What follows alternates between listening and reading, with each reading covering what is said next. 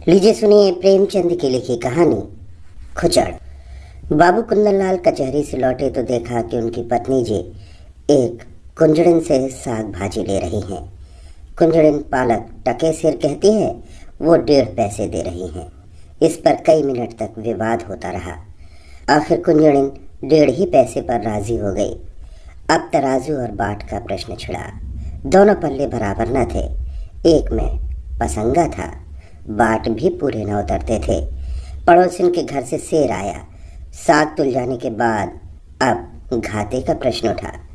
पत्नी जी और मांगती थी, कुंजड़न कहती थी, अब क्या शेर 2 शेर घाटे में ही ले लोगी बहू जी। खैर आधा घंटे में वो सौदा पूरा हुआ और कुंजड़न फिर कभी न आने की धमकी देकर विदा हुई। कुंदनलाल खड़े खड़े ये तमाशा देखते रहे। कुंजड़न के जाने के बाद पत्नी जी लोटे का पानी लाई तो आपने कहा, आज तो तुमने ज़रा सा साग लेने में पूरा आधा घंटे लगा दिए। इतनी देर में तो 1005 का सौदा हो जाता। ज़रा से साग के लिए इतनी ठाए ठाए करने से तुम्हारा सिर भी नहीं दुखता। रामेश्वरी ने कुछ लज्जित होकर कहा, पैसे मुफ्त में तो नहीं आते। ये ठीक है, लेकिन समय का भी कुछ मूल्य है। इतनी देर में तुमने बड़ी मुश्किल से एक धेले की बचत की। कुंजड़न ने भी दिल में कहा होगा, कहाँ की गवारिन है, अब शायद भूलकर भी इधर ना आए। तो फिर मुझसे ये नहीं हो सकता कि पैसे की जगह धेले का सौदा लेकर बैठ जाऊं। इतनी देर में तो तुमने कम से कम 10 पन्ने पढ़े होते। कल मेहरी से घंटों सिर मारा, परसों दूध वाले के साथ घंटों शास्त्रार्थ किया। जिंदगी क्या इन्हीं बातों में खर्च करने को दी गई है। कुंदनलाल प्रायः नित्य ही पत्नी को सदुपदेश देते रहते थे। उनका ये दूसरा विवाह था। रामेश्वरी को आए अभी 2 ही 3 महीने हुए थे। अब तक तो बड़ी ननद जी ऊपर के काम किया करती थी। रामेश्वरी की उनसे ना पटी। उसको मालूम होता था ये मेरा सर्वस्व ही लुटाए देती है। आखिर वो चली गई। तब से रामेश्वरी ही घर की स्वामिनी है। वो बहुत चाहती है कि पति को प्रसन्न रखे। उनके इशारों पर चलती है। एक बार जो बात सुन लेती है गांठ बांध लेती है, पर रोज ही तो कोई नई बात हो जाती है और कुंदनलाल को उसे उपदेश देने का अवसर मिल जाता है। एक दिन बिल्ली दूध पी गई। रामेश्वरी दूध गर्म करके लाई और स्वामी के सिराहने रखकर पान बना रही थी कि बिल्ली ने दूध पर अपना ईश्वर प्रदत्त अधिकार सिद्ध कर दिया। रामेश्वरी ये अपहरण स्वीकार न कर सकी। रूल लेकर बिल्ली को इतनी जोर से मारा कि वो 2-3 लुढ़कियां खा गई। कुंदनलाल लेटे लेटे अखबार पढ़ रहे थे, बोले, और जो मर जाते? रामेश्वरी ने ढिठाई के साथ कहा, तो मेरा दूध क्यों पी गई? उसे मारने से दूध मिल तो नहीं गया। जब कोई नुकसान कर देता है तो उस पर क्रोध आता ही है। ना आना चाहिए। पशु के साथ आदमी भी क्यों पशु हो जाए? आदमी और पशु में इसके सिवा और क्या अंतर है? कुंदनलाल कई मिनट तक दया, विवेक और शांति की शिक्षा देते रहे, यहाँ तक कि बेचारी रामेश्वरी मारे गिलानी के रो पड़ी। इसी भांति एक दिन रामेश्वरी ने एक भिक्षुक को दुत्कार दिया तो बाबू साहब ने फिर उपदेश देना शुरू किया। बोले, तुमसे ना उठाया जाता हो तो लाओ मैं दे आऊँ। गरीब को यूँ ना दुत्कारना चाहिए। रामेश्वरी ने त्योरियाँ चढ़ाते हुए कहा, दिन भर तो तांता लगा रहता है, कोई कहाँ तक दौड़े? सारा देश भिकमंगों ही से भर गया है शायद। कुंदनलाल ने उपेक्षा के भाव से मुस्कुराकर कहा, उसी देश में तो तुम भी बसती हो। इतने भिकमंगे कहाँ से आ जाते हैं? ये सब काम क्यों नहीं करते? कोई आदमी इतना नीच नहीं होता जो काम मिलने पर भीख मांगे। हाँ, अपंग हो तो दूसरी बात है। अपंगों का भीख के सिवा और क्या सहारा हो सकता है? सरकार इनके लिए अनाथालय क्यों नहीं खुलवाती? जब स्वराज हो जाएगा तब शायद खुल जाए। अभी तो कोई आशा नहीं है, मगर स्वराज्य भी धर्म ही से आएगा। लाखों साधु सन्यासी पंडे पुजारी मुफ्त का माल उड़ाते हैं। कितना धर्म काफी नहीं है? अगर इस धर्म से स्वराज मिलता तो कब का मिल चुका होता। इसी धर्म का प्रसाद है कि हिंदू जाति अभी तक जीवित है, नहीं कब की रसातल पहुंच चुकी होती। रोम, यूनान, ईरान, सीरिया किसी का अब निशान भी नहीं है। ये हिंदू जाति है जो अभी तक समय के क्रूर आघातों का सामना करती चली जाती है। आप समझते होंगे हिंदू जाति जीवित है। मैं तो उसे उसी दिन से मरा हुआ समझती हूँ जिस दिन से वो अधीन हो गई। जीवन स्वाधीनता का नाम है, गुलामी तो मौत है। कुंदनलाल ने युवती को चकित नेत्रों से देखा। ऐसे विद्रोही विचार उसमें कहाँ से आ गए? देखने में तो वो बिल्कुल भोली थी, समझे कहीं सुन सुना लिया होगा। कठोर होकर बोले, क्या व्यर्थ का विवाद करती हो? लजाती तो नहीं, ऊपर से और बकबक करती हो। रामेश्वरी ये फटकार पाकर चुप हो गई। एक क्षण वहां खड़ी रही, फिर धीरे धीरे कमरे से चली गई। एक दिन कुंदनलाल ने कई मित्रों की दावत की। रामेश्वरी सवेरे से रसोई में घुसी तो शाम तक सिर न उठा सकी। उसे ये बेगार बुरी मालूम हो रही थी। अगर दोस्तों की दावत करनी थी तो खाना बनवाने का कोई प्रबंध क्यों नहीं किया? सारा बोझ उसी के सिर क्यों डाल दिया? उससे एक बार पूछ लिया होता कि दावत करूं या न करूं। होता तब भी यही जो अब हो रहा था। वो दावत के प्रस्ताव का बड़ी खुशी से अनुमोदन करती, तब वो समझती दावत मैं कर रही हूँ। अब वो समझ रही थी मुझसे बेगार ली जा रही है। खैर, भोजन तैयार हुआ, लोगों ने भोजन किया और चले गए, मगर मुंशी जी मुंह फुलाए बैठे हुए थे। रामेश्वरी ने कहा, तुम क्यों नहीं खा लेते? क्या अभी सवेरा है? बाबू साहब ने आंखें फाड़कर कहा, क्या खा लूं? ये खाना है या बैलों की सानी? रामेश्वरी के सिर से पांव तक आग लग गई। सारा दिन चूल्हे के सामने जली उसका ये पुरस्कार। बोली, मुझसे जैसा हो सका बनाया, जो बात अपने बस की नहीं है उसके लिए क्या करती? पूड़ियाँ सब सेबर है होंगी। कचौड़ी में इतना नमक था कि किसी ने छुआ तक नहीं होगा।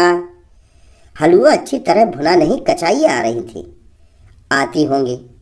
शोरबा इतना पतला था जैसे चाय होगा। स्त्री का पहला धर्म यह है कि वो रसोई के काम में चतुर हो। फिर उपदेशों का तार बंधा, यहाँ तक कि रामेश्वरी ऊब कर चली गई। 5-6 महीने गुजर गए। एक दिन कुंदनलाल के घर एक दूर के संबंधी उनसे मिलने आए। रामेश्वरी को ज्यों ही उनकी खबर मिली, जलपान के लिए मिठाई भेजी और मेहरी से कहला भेजा कि आज यहीं भोजन कीजिएगा। वो महाशय फूले न समाये, बोरिया बंधना लेकर पहुंच गए और डेरा डाल दिया। 1 हफ्ता गुजर गया, आप टलने का नाम भी नहीं लेते। आव भगत में कोई कमी होती तो शायद उन्हें कुछ चिंता होती, पर रामेश्वरी उनके सेवा सत्कार में जी जान से लगी हुई थी। फिर वो भला क्यों हटने लगे? एक दिन कुंदनलाल ने कहा, तुमने ये बुरा रोग पाला? रामेश्वरी ने चौंक कर पूछा, कैसा रोग? इन्हें टहला क्यों नहीं देती? मेरा क्या बिगाड़ रहे हैं? कम से कम 10 रुपये रोज की चपत दे रहे हैं, और अगर यही खातिरदारी रही तो शायद जीते जी टलेंगे भी नहीं। मुझसे तो ये नहीं हो सकता कि कोई 2-4 दिन के लिए आ जाए तो उसके सिर हो जाओ। जब तक उनकी इच्छा हो रहें। ऐसे मुफ्तखोरों का सत्कार करना पाप है। अगर तुमने इतना सिर न चढ़ाया होता तो अब तक लंबा हुआ होता। जब दिन में 3 बार भोजन और 50 बार पान मिलता है तो उसे कुत्ते ने काटा है जो अपने घर जाए। रोटी का चोर बनना तो अच्छा नहीं। कुपात्र और सुपात्र का विचार तो कर लेना चाहिए। ऐसे आलसियों को खिलाना पिलाना वास्तव में उन्हें जहर देना है। जहर से तो केवल प्राण निकल जाते हैं। ये खातिरदारी तो आत्मा का सर्वनाश कर देती है। अगर ये हजरत महीने भर भी यहाँ रह गए तो फिर जिंदगी भर के लिए बेकार हो जाएंगे। फिर इनसे कुछ न होगा और इसका सारा दोष तुम्हारे सिर होगा। तर्क का तांता बंध गया, प्रमाणों की झड़ी लग गई। रामेश्वरी खिसिया कर चली गई। कुंदनलाल उससे कभी संतुष्ट भी हो सकते हैं, उनके उपदेशों की वर्षा कभी बंद भी हो सकती है। ये प्रश्न उसके मन में बार बार उठने लगा। एक दिन देहात से भैंस का ताज़ा घी आया। इधर महीनों से बाजार का घी खाते खाते नाक में दम हो रहा था। रामेश्वरी ने उसे खौलाया, उसमें लौंग डाली और कढ़ा से निकालकर एक मटकी में रख दिया। उसकी सौंधी सौंधी सुगंध से सारा घर महक रहा था। मेहरी चौका बर्तन करने आई तो उसने चाहा कि मटकी चौके से उठाकर छींके या आले पर रख दे, पर संयोग की बात, उसने मटकी उठाई तो वो उसके हाथ से छूट कर गिर पड़ी। सारा घी बह गया। धमाका सुनकर रामेश्वरी दौड़ी तो मेहरी खड़ी रो रही थी और मटकी चूर चूर हो गई थी। तड़प कर बोली, मटकी कैसे टूट गई? मैं तेरी तलब से काट लूँगी। राम राम, सारा घी मिट्टी में मिला दिया। तेरी आंखें फूट गई थी क्या? या हाथों में दम नहीं था? इतनी दूर से मंगाया, इतनी मेहनत से गर्म किया, मगर एक बूंद भी गले से नीचे ना गया। अब खड़ी बिसूर क्या रही है? जा अपना काम कर। मेहरी ने आंसू पोंछकर कहा, बहू जी अब तो चूक हो गई, चाहे तलब काटो चाहे जान मारो। मैंने तो सोचा उठाकर आले पर रख दूं तो चौका लगाऊं। क्या जानती थी कि भाग्य में ये लिखा है। न जाने किसका मुंह देखकर उठी थी। रामेश्वरी, मैं कुछ नहीं जानती। सब तेरी तलब से रुपए वसूल करूंगी। 1 रुपए जुर्माना न किया तो कहना। मेहरी, मर जाऊंगी सरकार, कहीं 1 पैसे का ठिकाना नहीं है। रामेश्वरी, मर जाए या जी जा, मैं कुछ नहीं जानती। मेहरी ने 1 मिनट तक कुछ सोचा और फिर बोली, अच्छा काट लीजिएगा सरकार, आपसे सब्र नहीं होता, मैं सब्र कर लूंगी। यही ना होगा भूखा मर जाऊंगी। जीकर ही कौन सा सुख भोग रही हूं कि मरने को डरूं। समझ लूंगी 1 महीना कोई काम नहीं किया, आदमी से बड़ा बड़ा नुकसान हो जाता है। ये तो घी ही था। रामेश्वरी को एक ही क्षण में मेहरी पर दया आ गई। बोली, तू भूखा मर जाएगी तो मेरा काम कौन करेगा। मेहरी, काम कराना होगा खिलाइएगा, ना काम कराना होगा भूख मारिएगा। आज से आकर आप ही के द्वार पर सोया करूंगी। रामेश्वरी, सच कहती हूँ आज तूने बड़ा नुकसान कर डाला। मेहरी, मैं तो आप ही पछता रही हूँ सरकार। रामेश्वरी, जा गोबर से चौका लीप दे, मटके के टुकड़े दूर फेंक दे और बाजार से घी लेती आ। मेहरी ने खुश होकर चौका गोबर से लीपा और मटके के टुकड़े बटोर रही थी कि कुंदन लाल आ गए और हाड़ी टूटी देखकर बोले, ये हाड़ी कैसे टूट गई। रामेश्वरी ने कहा, मेहरी उठाकर ऊपर रख रही थी, उसके हाथ से छूट पड़ी। कुंदन लाल ने चिल्लाकर कहा, तो सब घी बह गया और क्या कुछ बच भी रहा। तुमने मेहरी से कुछ कहा नहीं। क्या कहती, उसने जानबूझकर तो गिरा नहीं दिया। ये नुकसान कौन उठाएगा। हम उठाएंगे और कौन उठाएगा। अगर मेरे ही हाथ से छूट पड़ती तो क्या हाथ काट लेती। कुंदन लाल ने ओठ चबाकर कहा, तुम्हारी कोई बात मेरी समझ में नहीं आती। जिसने नुकसान किया है उससे वसूल होना चाहिए, यही ईश्वरीय नियम है। आंख की जगह आंख, प्राण के बदले प्राण, ये ईसा मसीह जैसे दयालु पुरुष का कथन है। अगर दंड का विधान संसार से उठ जाए तो यहाँ रहे कौन। सारी पृथ्वी रक्त से लाल हो जाए, हत्यारे दिन दहाड़े लोगों का गला काटने लगे, दंड ही से समाज की मर्यादा कायम है। जिस दिन दंड न रहेगा संसार न रहेगा। मनु आदि स्मृतिकार बेवकूफ़ नहीं थे कि दंड न्याय को इतना महत्व दे गए। और किसी विचार से नहीं तो मर्यादा की रक्षा के लिए दंड अवश्य देना चाहिए। ये रुपए मेहरी को देने पड़ेंगे, उसकी मजदूरी काटनी पड़ेगी, नहीं तो आज उसने घी का घड़ा लुढ़का दिया है, कल कोई और नुकसान कर देगी। रामेश्वरी ने डरते डरते कहा, मैंने तो उसे क्षमा कर दिया है। कुंदन लाल ने आंखें निकालकर कहा, लेकिन मैं नहीं क्षमा कर सकता। मेहरी द्वार पर खड़ी ये विवाद सुन रही थी। जब उसने देखा कि कुंदन लाल का क्रोध बढ़ता जाता है और मेरे कारण रामेश्वरी को घुड़कियां सुननी पड़ रही हैं, तो सामने जाकर बोली, बाबूजी अब तो कसूर हो गया, अब सब रुपए मेरी तलब से काट लीजिएगा। रुपए नहीं है, नहीं तो अभी लाकर आपके हाथ पर रख देती। रामेश्वरी ने उसे घुड़क कर कहा, जब भाग यहाँ से, तू क्या करने आई है, बड़ी रुपए वाली बनी है। कुंदन लाल ने पत्नी की ओर कठोर नेत्र से देखकर कहा, तुम क्यों उसकी वकालत कर रही हो। ये मोटी सी बात है और इसे एक बच्चा भी समझता है कि जो नुकसान करता है उसे उसका दंड भोगना पड़ता है। मैं क्यों 5 रुपए का नुकसान उठाऊं बेवजह। क्यों नहीं इसने मटके को संभाल कर पकड़ा, क्यों इतनी जल्दबाजी की, क्यों तुम्हें बुलाकर मदद नहीं ली। ये साफ इसकी लापरवाही है। ये कहते हुए कुंदन लाल बाहर चले गए। रामेश्वरी इस अपमान से आहत हो उठी।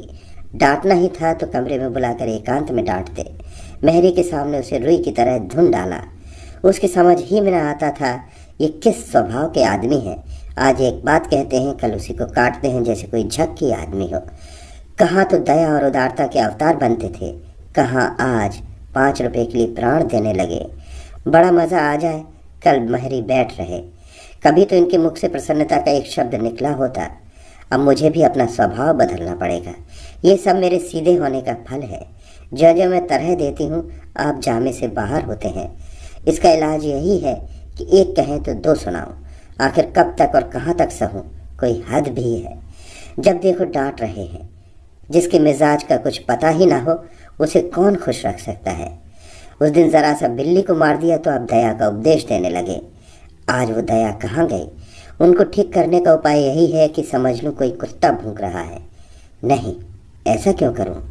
अपने मन से कोई काम ही ना करूँ, जो ये कहें वही करूँ। ना जौ भर कम ना जौ भर ज़्यादा।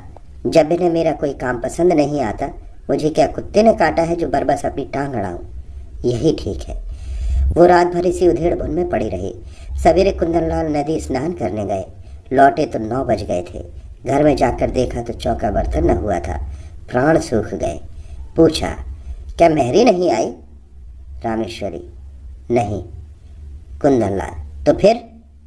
रामेश्वरी, जो आपकी आज्ञा। कुंदनलाल, ये तो बड़ी मुश्किल है। रामेश्वरी, हाँ है तो। कुंदनलाल, पड़ोस की मेहरी को क्यों ना बुला लिया? रामेश्वरी, किसके हुक्म से बुलाते? अब हुक्म हुआ है, बुला लेती हूँ। कुंदनलाल, अब बुलाओगी तो खाना कब बनेगा? 9 बज गए और इतना तो तुम्हें अपनी अक्ल से काम लेना चाहिए था कि मेहरी नहीं आई तो पड़ोस वाली को बुला ले। रामेश्वर, अगर उस वक्त सरकार पूछते क्यों दूसरी मेहरी बुलाई तो क्या जवाब देती? अपनी अक्ल से काम लेना छोड़ दिया, अब तुम्हारी ही अक्ल से काम लूंगी। मैं ये नहीं चाहती कि कोई मुझे आंखें दिखाए।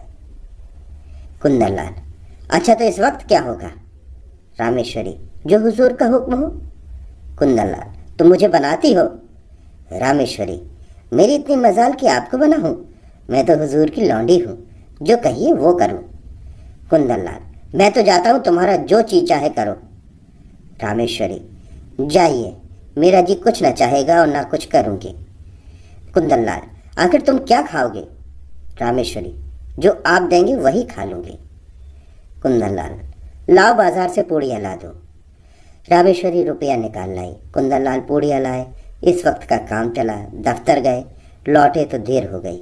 आते ही आते पूछा, मेहरी आई? रामेश्वरी, नहीं। कुंदनलाल, मैंने तो कहा था पड़ोस वाली को बुला लेना। रामेश्वरी, बुलाया था, वो 5 रुपये मांगती है। कुंदनलाल, तो 1 ही रुपये का फर्क था, क्यों नहीं रख लिया? रामेश्वरी, मुझे हुक्म न मिला था। मुझसे जवाब तलब होता कि 1 रुपया ज़्यादा क्यों दे दिया, खर्च की किफ़ायत पर उपदेश दिया जाने लगता तो क्या करती? कुंदनलाल, तुम बिल्कुल मूर्ख हो। रामेश्वरी, बिल्कुल। कुंदनलाल, तो इस वक्त भी भोजन न बनेगा? रामेश्वरी, मजबूरी है। कुंदनलाल सिर थामकर चारपाई पर बैठ गए। ये तो नई विपत्ति गले पड़ी। पूड़ियाँ उन्हें रुचती ना थीं। जी में बहुत झंझलाए। रामेश्वरी को 2-4 उल्टी सीधी सुनाई, लेकिन उसने मानो सुना ही नहीं। कुछ बस न चला तो मेहरी की तलाश में निकले। जिसके यहाँ गए मालूम हुआ मेहरी काम करने चली गई। आखिर एक कहार मिला, उसे बुला लाए। कहार ने 2 आने लिए और बर्तन धोकर चलता बना। रामेश्वरी ने कहा, भोजन क्या बनेगा? कुंदनलाल, रोटी तरकारी बना लो, या इसमें कुछ आपत्ति है? रामेश्वरी, तरकारी घर में नहीं है। कुंदनलाल, दिन भर बैठी रही, तरकारी भी न लेते बनी, अब इतनी रात गए तरकारी कहाँ मिलेगी? रामेश्वरी, मुझे तरकारी ले रखने का हुक्म न मिला था, मैं पैसा धेला ज़्यादा दे देती तो? कुंदनलाल ने विवशता से दांत पीस कर कहा, आखिर तुम क्या चाहती हो? रामेश्वरी ने शांत भाव से जवाब दिया, कुछ नहीं, केवल अपमान नहीं चाहती। कुंदनलाल, तुम्हारा अपमान कौन करता है? रामेश्वरी, आप करते हैं। कुंदनलाल, तो मैं घर के मामले में कुछ ना बोलूं? रामेश्वरी, आप ना बोलेंगे तो कौन बोलेगा? मैं तो केवल हुक्म की ताबेदार हूँ। रात रोटी दाल पर कटी। दोनों आदमी लेटे। रामेश्वरी को तो तुरंत नींद आ गई। कुंदनलाल बड़ी देर तक करवटें बदलते रहे। अगर रामेश्वरी इस तरह सहयोग न करेगी तो एक दिन भी काम न चलेगा। आज ही बड़ी मुश्किल से भोजन मिला, इसकी समझ ही उल्टी है। मैं तो समझाता हूँ, ये समझती है डांट रहा हूँ। मुझसे बिना बोले रहा भी तो नहीं जाता, लेकिन अगर बोलने का ये नतीजा है तो फिर बोलना फिजूल है। नुकसान होगा भला से, ये तो ना होगा कि दफ्तर से आकर बाजार भागो। मेहरी से रुपए वसूल करने की बात इसे बुरी लगी थी और थी भी बेजा। रुपए तो न मिले, उल्टी मेहरी ने काम छोड़ दिया। रामेश्वरी को जगा कर बोले, कितना सोती हो तुम? रामेश्वरी, मजूरों को अच्छी नींद आती है। कुंदनलाल, चिढ़ा मत, मेहरी से रुपए न वसूल करना। रामेश्वरी, वो तो लिए खड़ी है शायद। कुंदनलाल, उसे मालूम हो जाएगा तो काम करने आएगी। रामेश्वरी, अच्छी बात है, कहला भेजूंगी। कुंदनलाल, आज से मैं कान पकड़ता हूँ, तुम्हारे बीच में ना बोलूंगा। रामेश्वरी, और जो मैं घर लौटा दूं तो? कुंदनलाल, लौटा दो चाहे मिटा दो, मगर रूठो मत। अगर तुम किसी बात में मेरी सलाह पूछोगे तो दे दूंगा, वरना मुंह ना खोलूंगा। रामेश्वरी, मैं अपमान नहीं सह सकती। कुंदनलाल, इस भूल को क्षमा करो। रामेश्वरी, सच्चे दिल से कहते हो ना कुंदनलाल, सच्चे दिल से। अभी आप सुन रहे थे प्रेमचंद की लिखी कहानी खुचड़।